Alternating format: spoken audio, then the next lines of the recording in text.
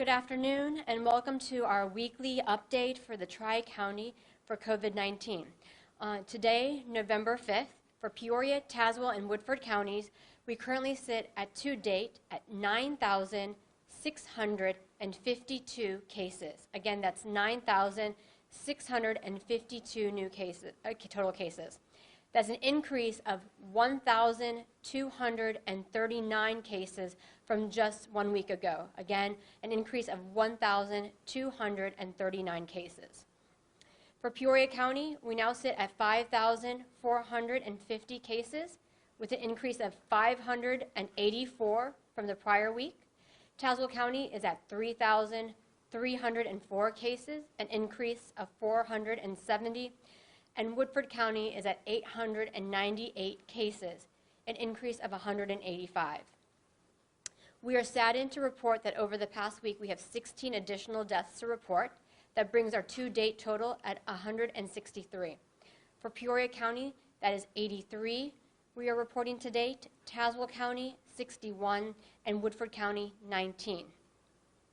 The Tri-County 7-day average case now sits at 177 new cases daily. Last week, we were at 131, and the week prior, we were averaging 88 cases. Overall, 77.1% of our cases are considered recovered, and 20.4% are at home isolating. However, 0.71% are currently hospitalized, and that's doubled from the prior week. In regards to our hospital data, for OSF St. Francis Medical Center, Unity Point Health, Methodist, Proctor, and Pekin, there are currently 31 ICU beds in use for COVID patients, 4 under investigation and 27 confirmed, and there's currently 88 individuals with COVID in a non-ICU bed. And we are saddened to report 7 deaths in the past 24 hours in our hospital systems. The 7-day ICU average now sits at 28 beds for our hospital system. To give perspective, that's roughly 1 out of 4 beds in our ICU are currently in use for COVID patients. In terms of the med-surg capacity, we are at 73, which is the highest we've been since the beginning of this pandemic. That's around 11% of current beds in use for just COVID patients. We do want to note that you'll see in our daily updates an increase in the number of deaths associated with Peoria County. In reviewing a report of deaths to the coroner, we recently found some discrepancies in a comparison from our internal tracking, which we use for our daily reporting, as well as what's known as the Illinois Vital Records Registry System. This discrepancy appears to be due to the fact that when a case passes away is after or beyond our current monitoring period, but prior to the time of death, which would be no longer attributed to COVID-19. So with that, these are the following demographics of the deaths that we are reporting that were not previously reported. We're reporting a female in her 90s, a resident of University Rehab, a female in her 80s, a resident of Grandview Alzheimer's, a female in her 90s, a resident of the same facility, a male in his 80s, a resident of Generations Peoria, and then 3 residents not associated to a long-term care facility, a female in her 80s, a male in his 80s, and another male in his 90s. In addition, today we are saddened to report 2 deaths, both associated with Heritage Health, a female in her 80s and another in her 90s.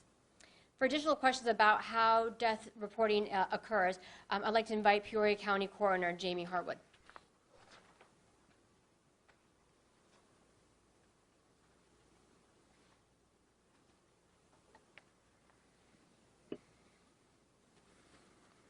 Thank you, Monica. I'm open for any questions regarding the data and information that Monica has just provided. What I would like to know is, in the press release, it said that they met certain criteria. What are those? So there's quite an extensive criteria list, Andy, and Monica's left it up here for me, but I'm going to tell you the criteria that I go by is congruent with this. I'm just going to give it to you in a little bit more of a layman's term. When a death is reported to our office, we extensively review where the person came from, what were their symptoms, what were their comorbid conditions, and really what led up to their demise. I passed out a sample death certificate, and if you look at it, there's 3 lines in the cause of death section, a line A, a line B, and a line C. That death certificate is actually read in reverse order. C caused B caused A, so A being the terminal condition. Right below that, in part 2, is what we call the other significant conditions. Okay, so I'm going to give you an example of how this works. If someone is in a nursing home, for example, and they are diagnosed with Alzheimer's dementia, and they have what we would consider a failure to thrive or a protein caloric malnutrition, and then they test positive for COVID, we have to conclude that those things together work to the demise of the individual person.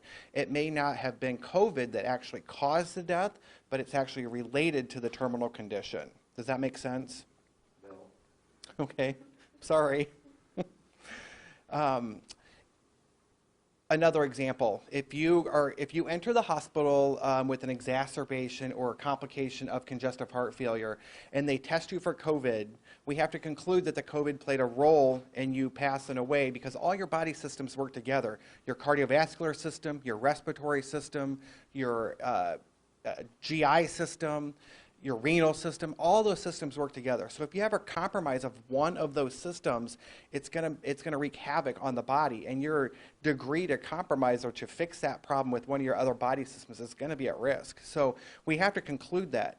So not every time do we list COVID-19 in line A or line B of the death certificate. Sometimes it actually goes in the other significant condition that contributes but not responsible for the terminal condition. So it can contribute, it's still counted in the number because it's contributory to the cause of death. So when we looked at these 7 deaths, what made it seem like they were COVID style, COVID-related deaths? What is a period? Why did it not get picked up prior? I think that's a great question, and I think that's a great question maybe for Monica in the health department, but there's a qualification on this list here that was set out by the CDC. If a death was within 30 days of symptom onset, diagnosis, or a positive test, then it's included. And that might be part of some of that discrepancy is that time lapse of 30 days. Now, I'm going a little bit farther than that 30 days. If I have someone who passes away that tested positive, was symptomatic to a degree of weight loss or respiratory symptoms, maybe they were on a ventilator, and then they had a relapse of symptoms, even though they was past that 30 days, it's still relevant to their cause of death. So it might have gone past that 30-day recommendation. Do you want to speak more to that, or? So echoing what the coroner mentioned, when we report our numbers, we do it through our internal tracking. So for example, an individual that may have tested positive June 1st for COVID-19, we would be monitoring them, seeing how their conditions are going. We stop our monitoring of an individual once we consider them no longer contagious. So they're released from isolation. During that time period, they may still have those contributing issues that exacerbated their demise, as the coroner mentioned. And so with that, it can still be listed on a death certificate as a contributing indicator. But from our end, we've stopped monitoring them at a point where we would no longer consider them contagious. So that's why we do, every few months, we do kind of a review of our processes to make sure that they're aligned with what the state is reporting, because the state can get direct data from the Illinois Vital Records Registry, but also reviewing with the coroner. And in this case, we've noted that there were those 7 deaths that were individuals that had previously tested with COVID positive, but were past our monitoring period, but still within that period that Jamie would have looked over in terms of the death certificate.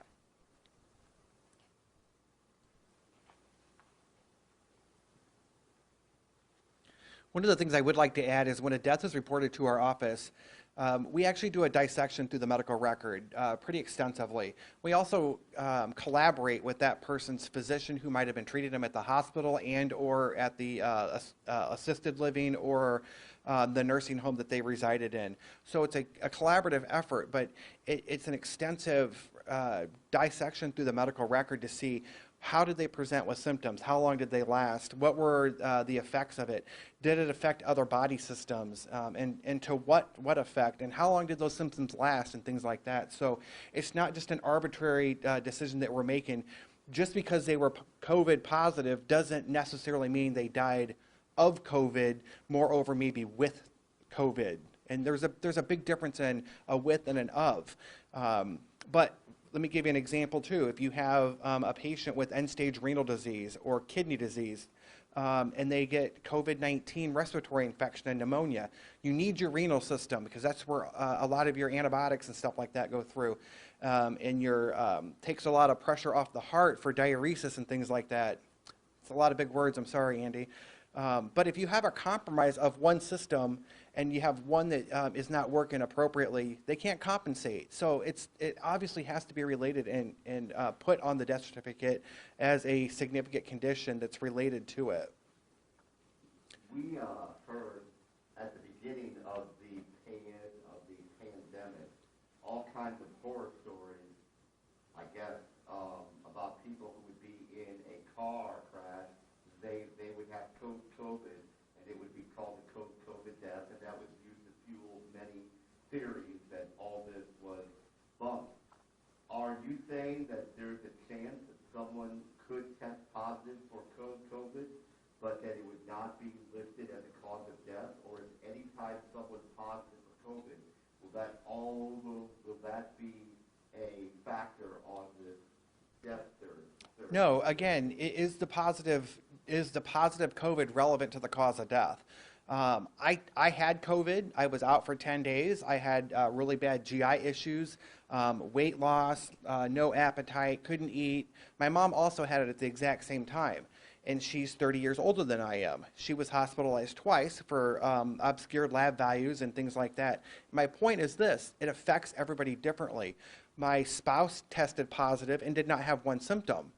So if my spouse who tested positive was in a car accident and unfortunately loses his life, his cause of death would be blunt force trauma, and COVID would not be related to that cause of death whatsoever, nor would it end up on the death certificate because it's irrelevant and unrelated.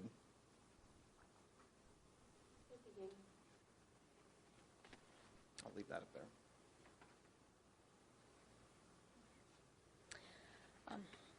Yesterday, ourselves as well as the other counties in Region 2 entered mitigation. A few questions that we've at the Health Department have been receiving regarding this deals with different entities or activities that can be included or excluded in this. I do want to make a note that, for example, schools and places of worship have their own guidance through the Illinois School Board of Education or through the Illinois Department of Public Health in terms of how they would handle meetings or gatherings. For that, I would direct schools and individuals that have questions about schools to the Illinois School Board of Education website. And for places of worship, the Illinois Department of Public Health has that guidance there and has been the same guidance since the June 29th guidance that was released. In addition, I know there's a lot of questions about enforcement around these mitigation practices. I can speak that in Peoria County, we've been in constant communication with the State's Attorney's Office, the Sheriff's Department, the City of Peoria Police Department, as well as the county and city administration regarding our approach, which is with everything rooted in the understanding that education and awareness is our first line of defense in this. To talk more about the enforcement, I'll bring up Sheriff Asbell from Peoria County.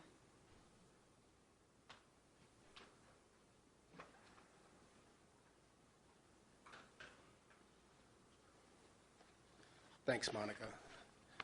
I'll just go ahead and open it up to any questions because I know there will be some in relation how we're going to manage the enforcement piece of the current restrictions that we're under. We know that there's different jurisdictions, as I've already said, that they're not going to have any police presence or involvement. And I'm not going to stand here and say that. We here locally have a collaborative effort between public health and public safety. But I want to qualify that as well by saying we're not actively looking for these violations. The best way I can say how we're going to manage this is no different than we did during the shutdown earlier this year in the spring. These will be managed on a case-by-case basis, and decisions will be made on the totality of the circumstances. So in saying that, I'll answer any questions.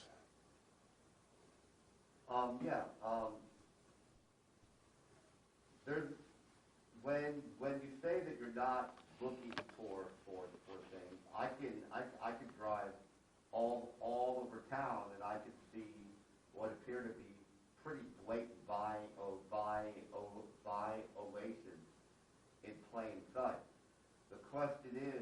that if someone, are you asking folks to call your office, or are you asking people to go to the owner? I mean, how do you want folks to go about this? I want to circle back to what Monica just said. The primary concern or the primary stance we're taking right now is an educative stance, what the expectations from our community members are.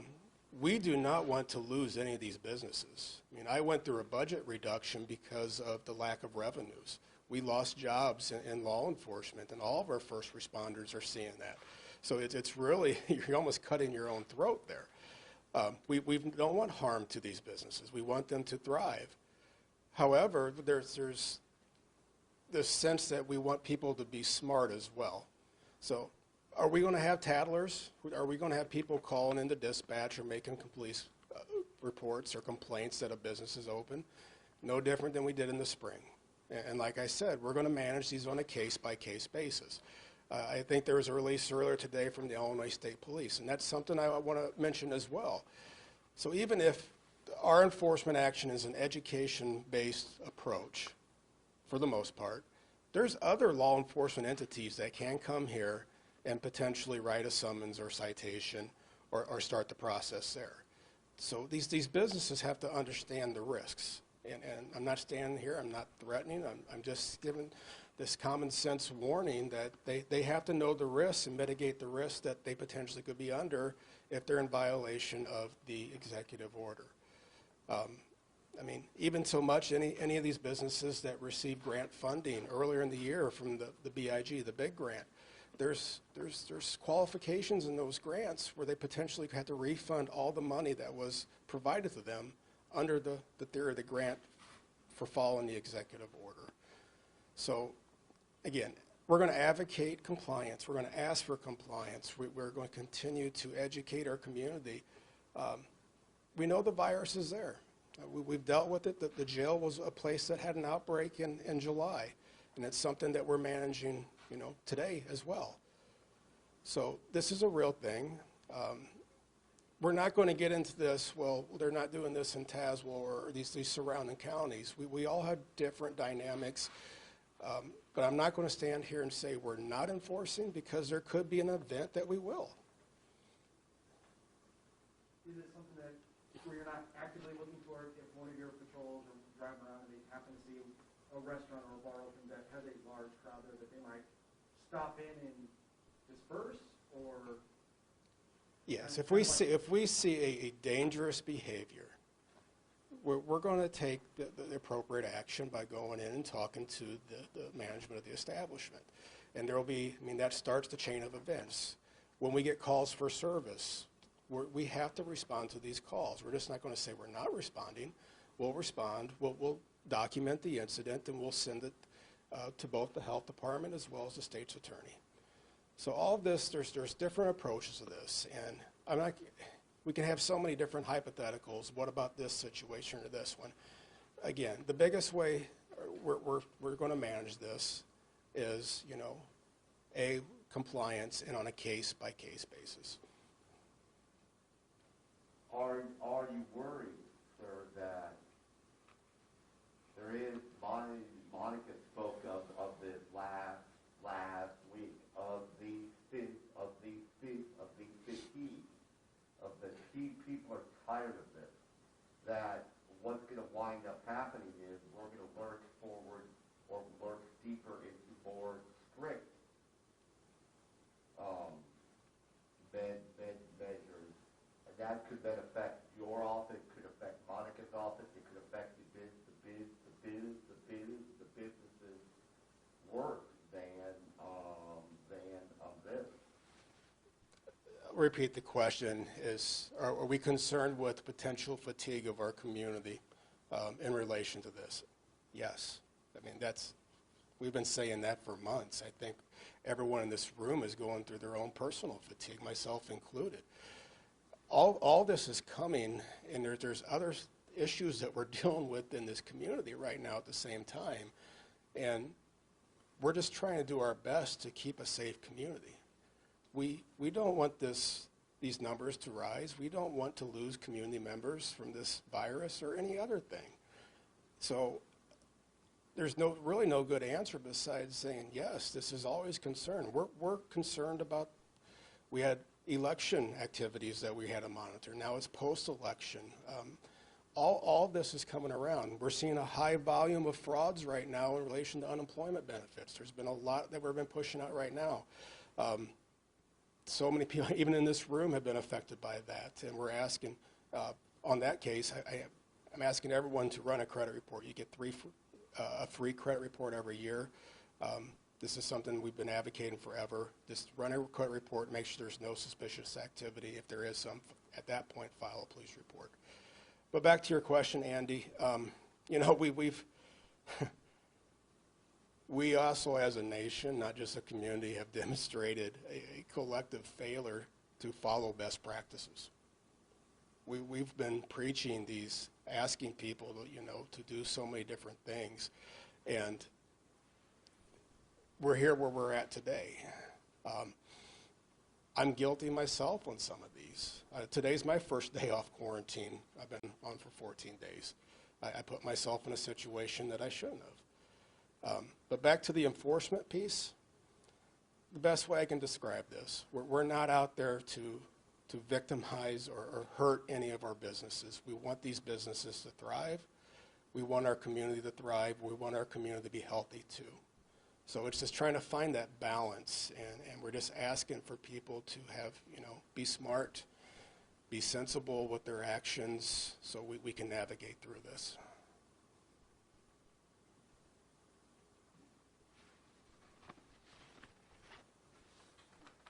What would have to happen, number-wise or percentages, for this area to get out of the mitigation? So the question is, right now as we enter the mitigation, how do we get out of it?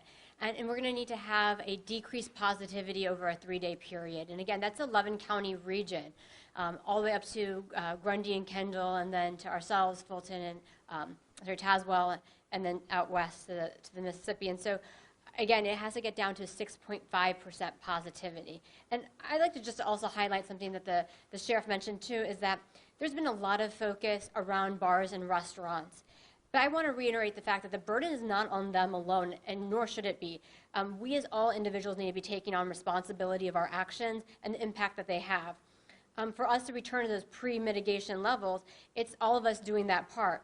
And so, again, if you are asked to isolate and quarantine, that doesn't mean that your kid was allowed to go trick-or-treating with a group of 7 students, and now our school districts are feeling the impact of our schools being shut down or classrooms being shut down because, again, individuals didn't take on the responsibility. When we say isolate and quarantine, it doesn't mean for when you feel like you need to isolate and quarantine. It means that you need to isolate and quarantine completely. Likewise, we want to make sure that people recognize the fact that we have an amazing amount of testing sites in our community.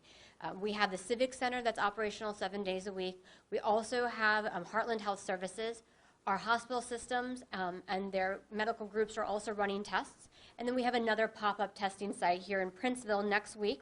It'll be on the 9th and 10th at Stevens Square Park, which is on the corner of Route 91 and West Main Street. And again, it's open to the general public.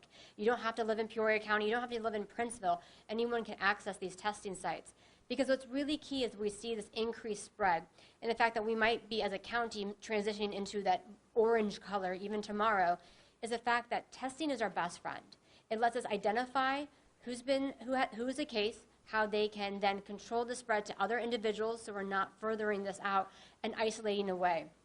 And so really, if you have any symptom, and again, want to reiterate the fact that individuals that feel that they're having allergies, this year, let's pretend there is no allergies and go and get tested and then isolate until you get your results.